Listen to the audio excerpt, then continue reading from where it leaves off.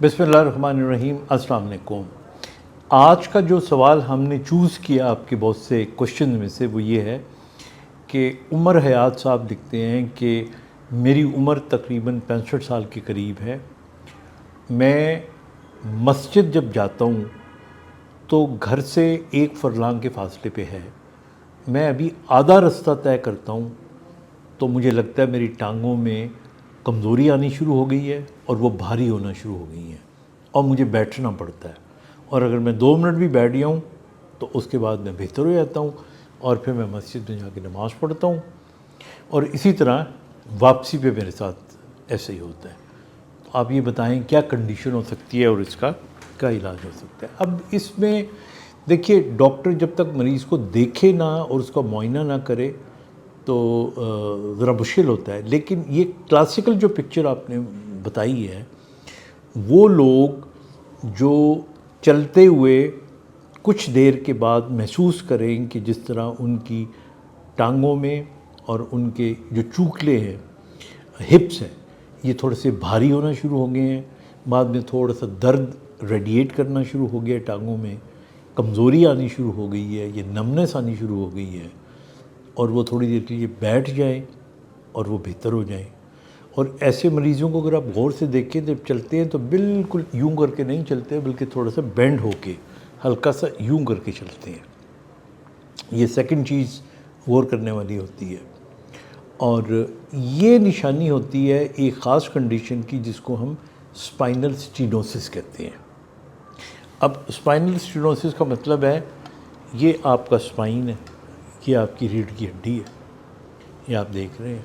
अब अगर आप यहाँ बीच में देखें ना, तो इस जगह के ऊपर इस सुराख में से हरा मगज़ गुज़र रहा है और आप देखें हर मोरे के बाद ये जो पीले रंग की ये आपको एक नर्व मिल रही है। तो गोया इस स्पाइनल कैनाल के अंदर नर्व्स का पूरा गुच्छा होता है और अगर ये टाइट हो जाए, तंग हो जाए, तो फिर ये जो गुच्छा है इसके ऊपर प्रेशर ज़्यादा पड़ जाएगा। तो जब मरीज़ चलता है और इस पर प्रेशर पड़ना शुरू होता है तो ये नम होती हैं, इनमें ताकत कम हो जाती है, सेंसेशंस कम हो जाती हैं और जो पेशेंट है उसको कमज़ोरी। तो this is called spinal stenosis. अब इसकी वजह क्या होती है? इसके वजूहात बहुत सारी हैं, जिनमें एक तो उम्र होती है कि हड्डियाँ बुरबुरी हो गई, ऑस्टियोपोरोसिस हो गया, कईयों में ऑस्टियोआर्थराइटिस हो गया, कईयों में डिस्क 3-4 जगहों से स्लिप कर गई और अंदर की स्पेस कम हो गई। तो ये सारी की सारी जो है इनमें से कोई वजूहात हो सकती है। अब इसका जो हल है बेहतर, अब आप अगर गौर से देखें तो अगर एक बोनी कैनाल आपकी टाइट हो गई है तो वो बातों से या कोई मेडिसिन देने से तो नहीं खुलेगी ना। तो उसके लिए 2 काम करने होते हैं। एक काम तो ये करना होता है कि अल्टीमेट तो इसको ऑपरेट ही करना पड़ता है, लेकिन जब तक अगर ऑपरेशन आप नहीं किसी वजह से करवा पाते तो तब तक ये आगे बढ़े ना, और आगे ना बढ़ने से रोकने के लिए आपको कोशिश करनी चाहिए अपना वेट कम करें। और ज़ाहिर है इसमें वॉक करके तो वेट आप कम कर नहीं सकते, न्यूट्रिशन से, अपने खाने पीने में एहतियात बरत के वेट कम करें। एट वन स्ट्रेच, यानी एक दफ़ा में ज़्यादा ना चले। मतलब इन्होंने तो 1 फरलॉन्ग कहा था, कई लोग 1 मील चलने के बाद उनकी वीकनेस शुरू होती है, तो उनको चाहिए कि इससे पहले कि वीकनेस शुरू हो थोड़ा रेस्ट कर लिया करें।